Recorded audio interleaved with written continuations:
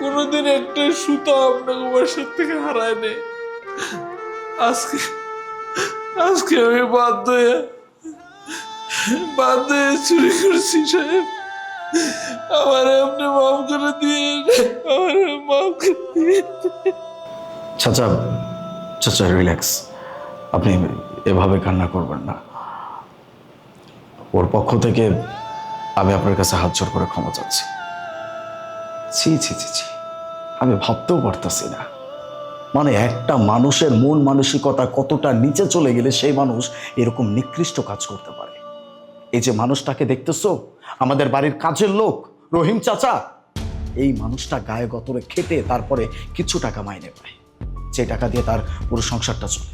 আর তুমি কিনা সেই তার হকের টাকা মেরে দিচ্ছ। এই, আমি কি তোমাকে ওনার বেতনের টাকা দিইনি? প্রতি মাসে ওনার বেতনের টাকা আমি তোমার হাতে দিয়ে গেছি।